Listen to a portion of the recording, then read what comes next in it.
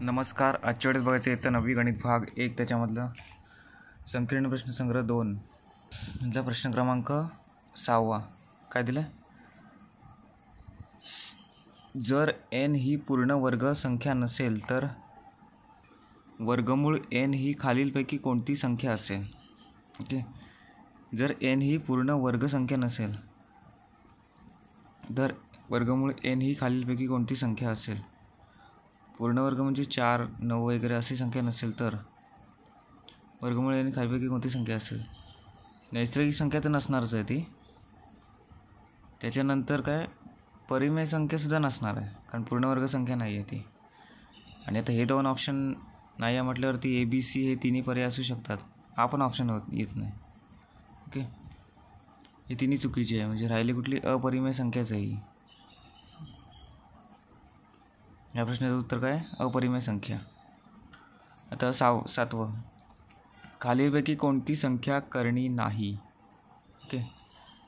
आता या संख्या दिल्या आपल्याला. पहिलं काय दिलं? वर्गमूळ 7. दुसरं काय दिलं? हे बघा, घनमूळ 17 दिलं आहे. याची घनमूळ 64 दिलं आहे. वर्गमूळात किती दिलं आहे? 193 दिलं आहे. ओके. या चारपैकी आपल्याला कोणती संख्या शोधायची? खालीलपैकी कोणती संख्या करणी नाही आहे? आता करणी म्हणजे काय असतं? करणी आपण तेव्हाच लिहितो ना की जेव्हा वर्गमूळ आणि घनमूळच्या आतल्या ज्या संख्या असतात त्या अपरिमेय संख्या असतात, तेव्हाच आपण त्यांना करणी लिहितो ना. म्हणजे त्या संख्येचा आपला वर्ग वगैरे किंवा होऊ शकत नाही. म्हणजेच वर्गमूळ त्यांचं निघू शकत नाही किंवा घनमूळसुद्धा निघू शकत नाही. आता आपण बघूया, याचं कोणाचं घनमूळ निघत नाही आहे. वर्गमूळ 7. आता ही संख्या करणी आहे. ओके, ह्याचं वर्गमूळ निघत नाही आहे, बरोबर. आता घनमूळ 17 दिलं आहे. आता याचंसुद्धा निघत नाही, म्हणून इकडे घनमूळ दिलं आहे ना, बरोबर. ही पण संख्या करणी आहे. आता घनमूळ 64. 64 म्हणजे 4 चौक 16, 16 चौक 64. म्हणजे याचं घनमूळ निघतं आहे.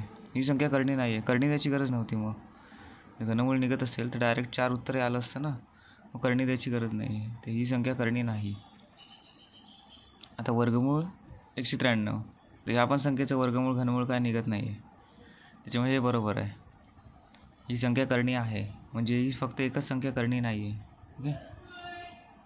आता प्रश्न क्रमांक 8. 5, 6, 7, 8. हे बघा काय दिलं आहे बघा. घनमूळच्या आत वर्गमूळ दिलं आहे आणि त्याच्या आत 5 दिलं आहे. या करणीची कोटी किती? तर हे गणित आपल्याला सोडवावं लागेल. ओके. आणि पुढची 2 गणितं आपण पुढच्या व्हिडिओमध्ये बघूया. ओके. पहिलं आपण 8वं गणित सोडूया की या करणीची कोटी किती येते ते नेमकी बघूया. पहिले मी इथे संख्या लिहितो, 8 आकडा घालतो. काय दिलं आहे? घनमूळाच्या आत वर्गमूळ आणि 5 दिले आहे. ओके. पहिले आपण स्टेप बाय स्टेप सोडूया. वर्गमूळ 5ला जसं तसं लिहूया. आता घनमूळ म्हणजे 103 उत्तर येतं. ओके. घनमूळातून आपण बाहेर काढलं, आपल्याला ह्या संख्येला 103 आलं. त्याचप्रमाणे आता ह्याला पण बाहेर काढूया. चौकट कंस लागेल आपल्याला, आतमध्ये कंस 5. आता या वर्गमूळाला पण बाहेर काढलं. वर्गमूळ म्हणजे काय? 102. आणि त्याच्या बाहेर असं कंस आलं 103. ओके.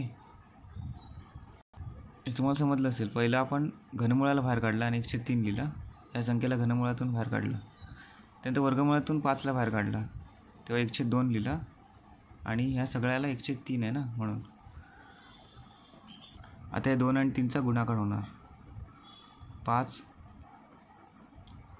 हे बघा 106. गुणाकार झाल्यानंतर किती उत्तर आलं? 5चा 106वा घातांक किंवा 5⁻1/6. आता आपण याला असं लिहूया, वर्गमूळात लिहूया. ओके. हे बघा, हे आपण जसं इकडे गेलो त्याच्या परत उलटा आपण असं इथे गेलं. या 5च्या संख्येची कोटी किती आहे? 6. म्हणजेच काय? या करणीची कोटी किती आहे? 6 आहे, बरोबर. हेच गणित आहे ना हे आपण व्यवस्थित सोडवलं आहे फक्त. की आता बाकीची उरलेली गणितं आपण म्हणजे 9वं आणि 10वं गणित पुढच्या व्हिडिओमध्ये बघूया. ओके.